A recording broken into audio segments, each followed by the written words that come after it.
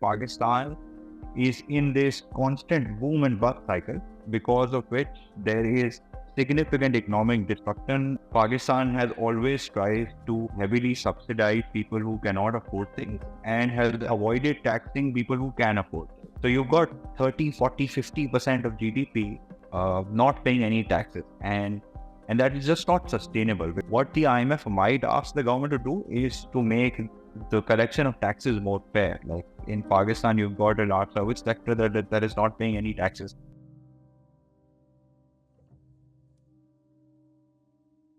Hello and welcome to InferTalks, a podcast where I put you in the room with some of the biggest thought leaders and changemakers from around the world.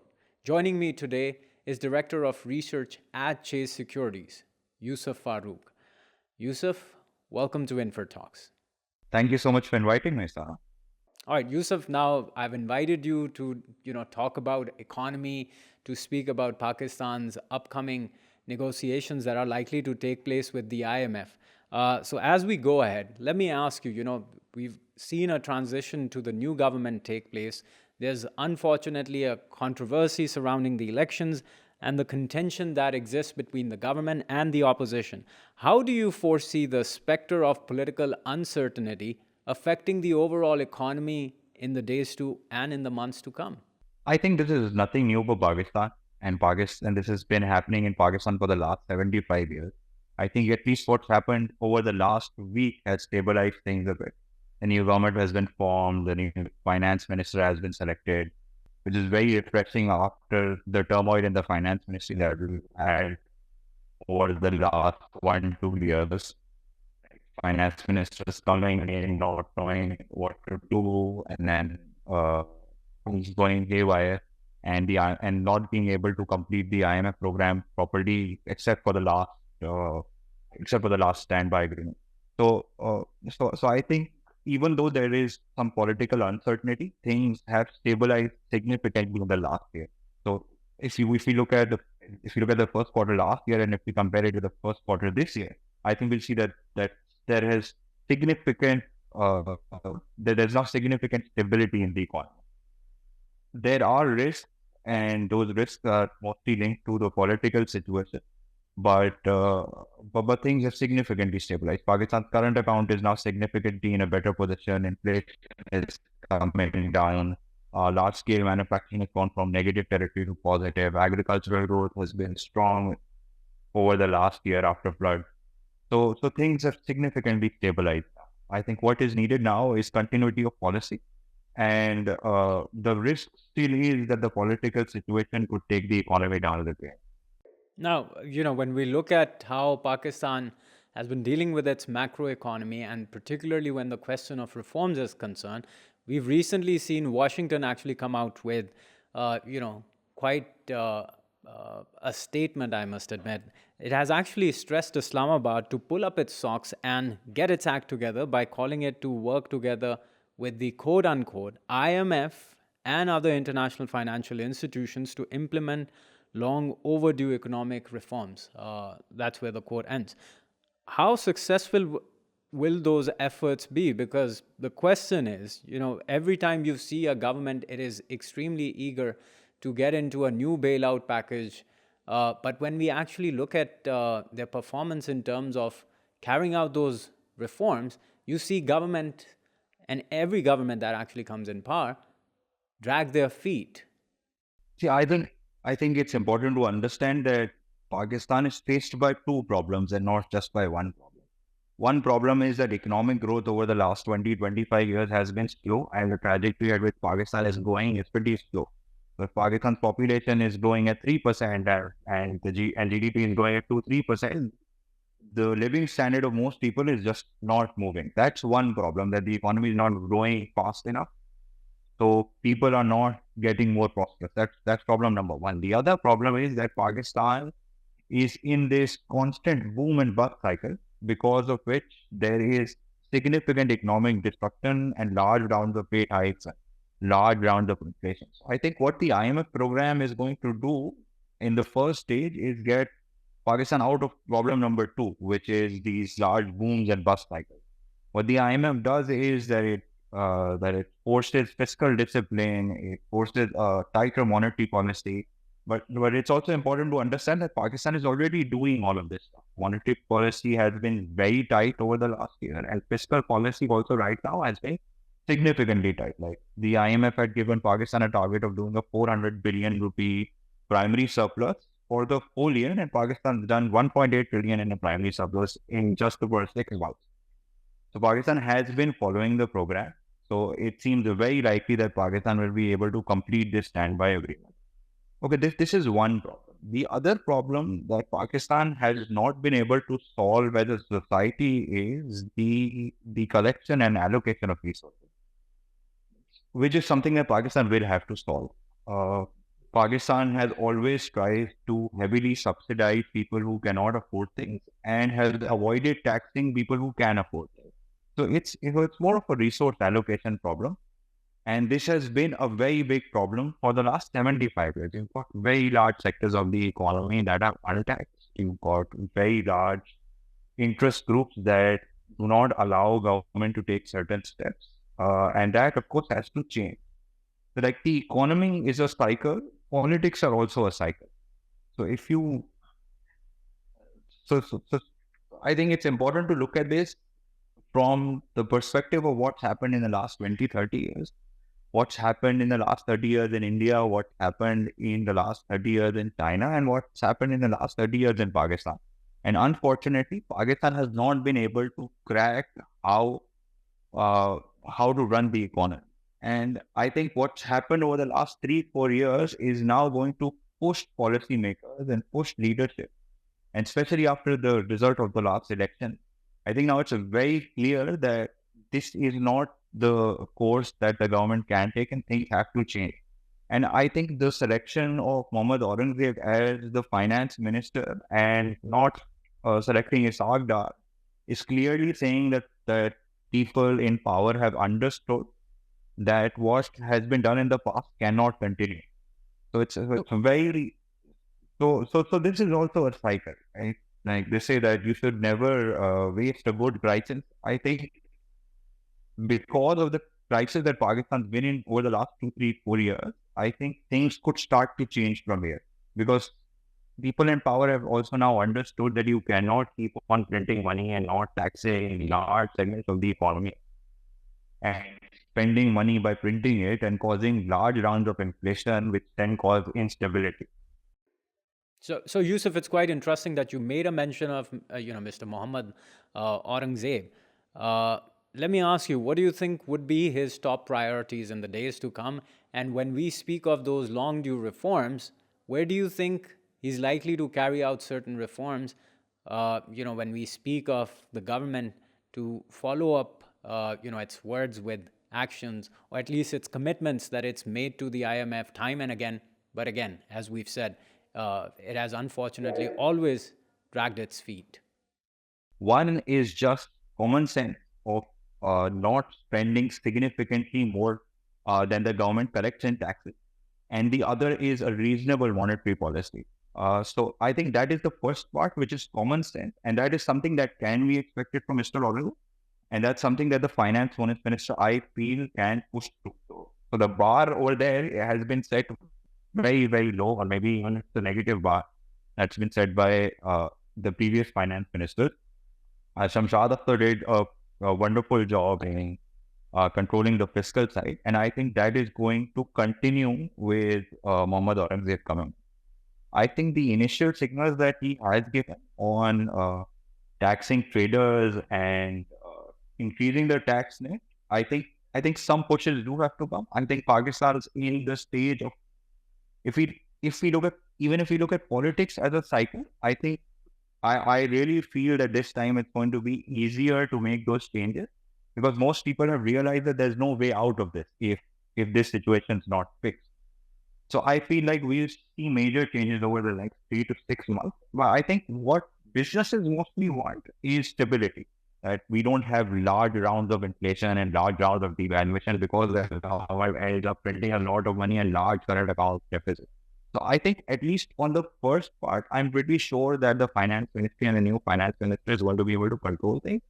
and things have now come significantly under control. Pakistan is in a significantly better situation than it was a year back. So I think that stability, what the government needs to do is to build on that stability, get the next IMF program and build on the stability. So I'll move on to my next question. And now this is basically about the challenges that Mr. Aurangzeb is likely to face, especially when we speak of, implementing some of those reforms, say about, privatizing state-owned entities, say about taxing sectors which have been ignored for quite a long period of time, like the agricultural sector, the real estate sector. How do you see him making that progress, or how pragmatically do you see him, coming out successful? Probably say at the end of his tenure, or probably in the next few months. How do you think the things are likely to be headed for him? I think it's going to be very difficult to do things very quickly. I think this has to be a slow process. So that the government can assess the impact of doing certain things. Like, yes, we do want real estate tax and we do want agriculture tax, but we also don't want any major disruptions in agricultural supply, which is the major argument made by people who oppose agricultural taxes, that there could be significant disruptions in agricultural production, which is why it has to be done slowly and pragmatically.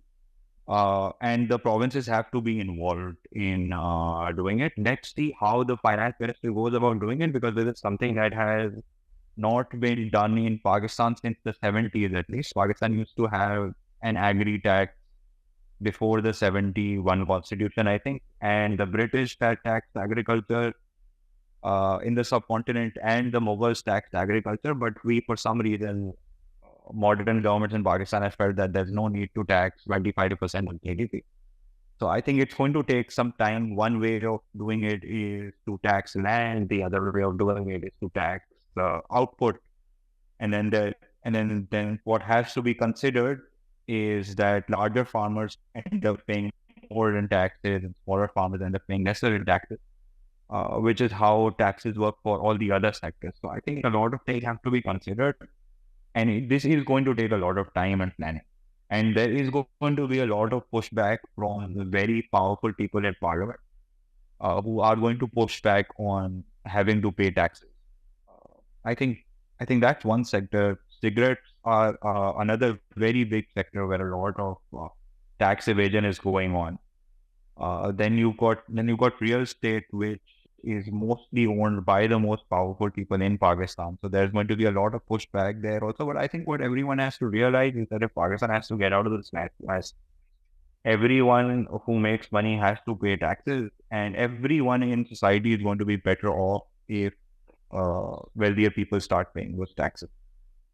Pakistan needs to spend more on education. If Pakistan has to grow, Pakistan has to spend more on health as the population ages. So I think everyone has to realize, and these steps have to be taken. I think the signal has to come from the Prime Minister and from the top.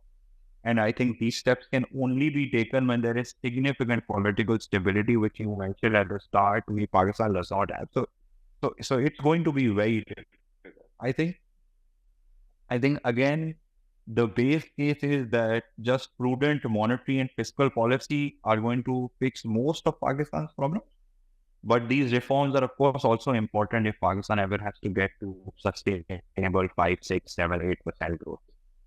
Now, let's move forward and perhaps, come to this point. What do you think IMF is likely to ask for, before it approves a possible bailout with the government? I think this program is not going to be as tough as the last one. I think when Pakistan has mostly gone to the IMF had asked for large adjustments because there have always been large distortions in the economy when the IMF comes in. This time around, Pakistan is going into an IMF program because Pakistan wants an IMF program, and the current account situation is not as bad as it mostly is when Pakistan goes into a program. Mostly when Pakistan goes into an IMF program, Pakistan's running a very large current account deficit, which requires a very large increase, which requires very large rounds of devaluation. This time around, that large round of devaluation is not required. A large increase in interest rates is not required. What the IMF might ask the government to do is to make the collection of taxes more fair. Like in Pakistan, you've got a large service sector that is not paying any taxes. You've got a large agricultural sector that is not paying any taxes. You've got 30, 40, 50% of GDP not paying any taxes. And that is just not sustainable, because what you're doing is that you're taxing sectors that are growing and not taxing sectors that are not growing, and incentivizing people to move money into unproductive assets. So that, of course, has to change. So the IMF, I think, also is going to try that Pakistan increases its tax base. But I really don't feel any large adjustments are going to be required. The IMF is not going to ask the central bank to jack up interest rates, or to devalue the currency, or to do anything that is going to cause a large round of inflation. The IMF is going to ask for tax increases. Now the government has to decide how they have to do those tax increases. One way to increase those taxes is to tax people and commodities that are already being taxed. The other way to increase taxes is to increase the tax base. Now that decision only depends on the government of Pakistan, and the IMF is not going to give. I don't feel that the IMF is going to be very hard on Pakistan having to tax agriculture, or Pakistan having to tax real estate. But this is a decision that the government of Pakistan will have to take. The IMF will just want Pakistan to increase its tax to GDP ratio. But Yousuf, when we look at how the governments, successive governments in the last 4 to 5 years have been borrowing money, we see that the overall external debt is actually standing somewhere between overall at 85 billion US dollars, right? So my question is, if the IMF is likely to ask for the restructuring of the debt, how is it likely to go about and ask Pakistan to do that? What might a hypothetical situation look like? I don't think Pakistan is going to be asked to restructure its foreign debt. Pakistan's foreign debt is, as a percentage of GDP, is not much, firstly. Secondly, Pakistan, the external debt is mostly been taken from bilateral and multilateral. And so commercial debt that Pakistan has is a very small amount. And restructuring just does not make sense for Pakistan. The total stock of debt is not very high, and the debt has already been taken at concessionary terms. And these are not institutions and countries that you go to renegotiate. And the total stock of debt is also not very high as a percentage of GDP. So I don't think there is any need to restructure Pakistan's debt. What Pakistan does need to do is to roll over and reprofile some of this debt, which could basically mean taking some long-term debt and swapping out the short-term debt. Pakistan has got a maturity problem. Pakistan's got a cash flow problem. Pakistan does not have a bankruptcy problem. So Pakistan just has a cash flow problem. What Pakistan has got a lot of payments coming due next year and the year after that. What Pakistan needs to do is borrow for 5 years or 10 years and return the short-term debt. And to do that, Pakistan needs to improve its credit rating. For improving Pakistan's credit rating, Pakistan has to improve its reputation in the international financial market. And Pakistan also has to have an IMF program and the support of the IMF with it. So I don't think Pakistan's external debt is going to get restructured, or anyone should even try to talk about even restructuring local debt. So the problem isn't the total debt that Pakistan. The problem is the maturity profile, and that can be changed. Pakistan just needs to run a responsible monetary and fiscal policy, and people will be willing to give Pakistan some long-term debt with which it can roll over its short-term debt, which is exactly what's happened in the last year also. And Pakistan has to continue doing that and gradually get out of this, and then responsibly use that debt for growth instead of just spending. Instead of doing very large rounds of consumption where people are buying cars and Pakistan is borrowing dollars every month. Instead of that, Pakistan needs to invest that money in machinery, in building companies that can export them. Now, Yousuf, let's speak about you and your, entrepreneurial activities. You're not just a thinking economist, but also a business entrepreneur. Let me ask you: you've, started your own elite lighting initiative, which I understand is a small electronics assembling business. Could you just, walk us through and tell us a bit about what your company really does?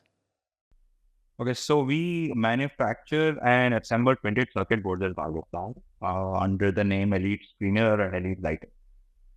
So Elite Screener has been around for 30 years. We started a company and now are in the process of merging both the entities some 3 years back. So what Elite Screener used to do for the last 30 years was manufacture printed circuit boards. And what we did was that we started assembling those printed circuit boards. So a printed circuit board is used in anything that you use, any electronics item that you use every day, from the dimmer of your fan to the remote of your air conditioner, remote of your television, the television itself, your air conditioner itself, your cell phone, your laptop, everything has got a printed circuit board. So I just felt that this seems like a very large scalable market. And we started assembling printed circuit boards 3 years back, and we're gradually scaling the business.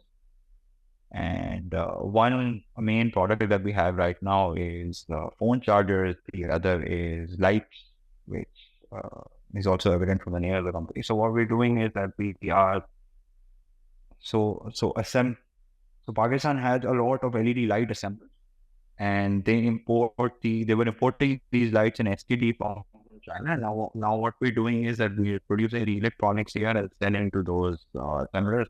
And we're trying to do the same for phone charger manufacturers. We're doing the same for charge control manufacturers, inverter manufacturers over here. And that's basically what the business does.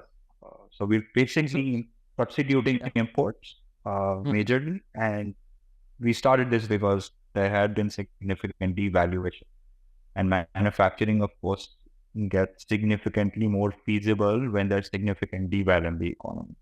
And then the other thing that has happened for most assembling businesses in Pakistan is that Pakistan labor is now cheaper than Vietnam, China, and India. So it's cheaper to do things in Pakistan. So it's definitely cheaper to do business in Pakistan, given that there's been a devaluation over the last 2 years.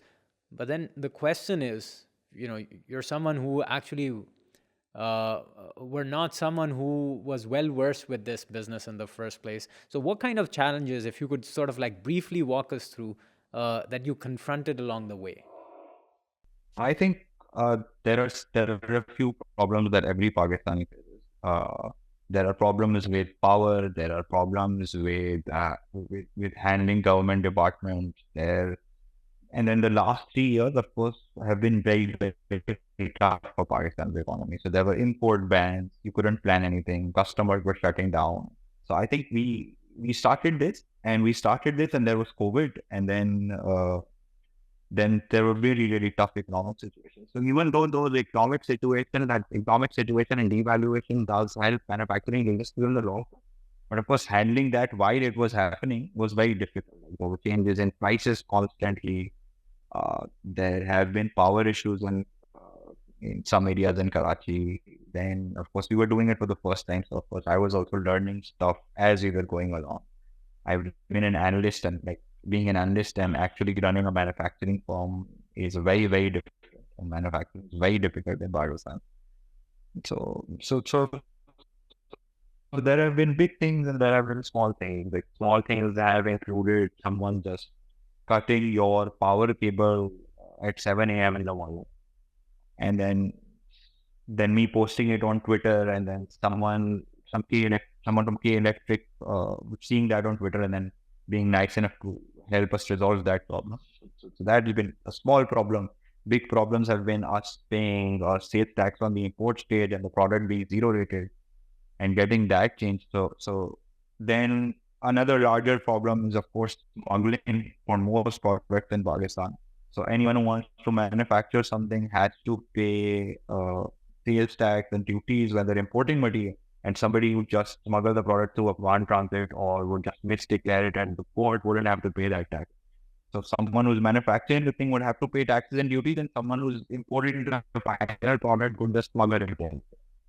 So there have been big problems and there have been small problems, but of course it's very, very interesting.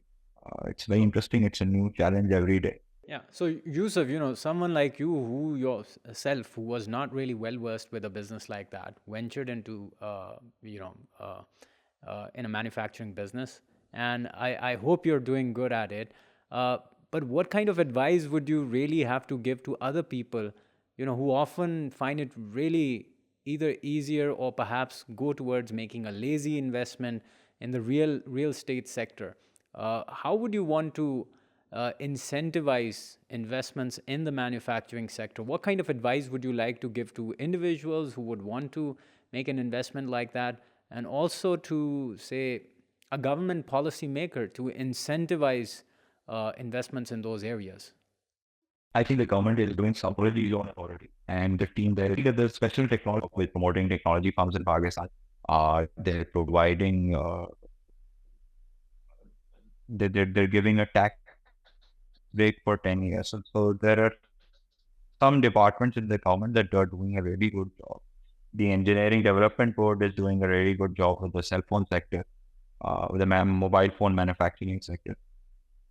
I think my advice would be for anyone is to start slowly, and then once you have proof of concept, then start scaling.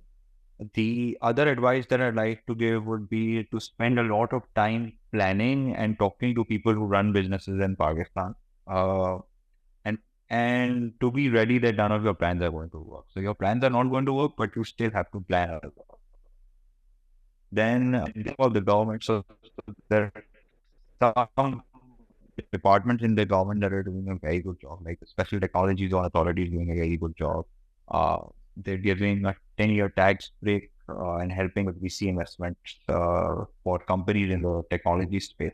The other thing, the other department that's doing a really good job, at least for cell phones, is the Engineering Development Board. So they've come up with a reasonably good cell phone manufacturing policy, and that's helped the sector a lot. Then the other thing, the main thing that the government needs to do is that we can't have these boom bust cycles if the government wants companies to grow. If you want companies to grow, and if you want them to pay more in taxes, you can't have these large upswings and you can't have these large down cycles. You can't have large rounds of 40% inflation and expect companies to grow and pay taxes. So what Pakistan needs is stability. I think I am very optimistic that at least till we have this team of finance minister in office, we're going to have that stability. And I think rational decision making is going to happen. So the main thing that the government needs to do is provide stability. 6% growth is not required for companies to grow. That growth is naturally going to come in. But these boom bust cycles are what has really disturbed business activity in the country. Yusuf, on this note, I really thank you for your time and for, giving us this very important interview on an important subject. Thank you so much for inviting me. Thank you. Thank you so much for joining us for this conversation with Mr. Yousuf Farooq. Our team works very hard to make this work possible, and it would mean the world to us if you could like and share our content. And if you'd like to stay informed about our upcoming podcasts and other work, please hit the bell icon.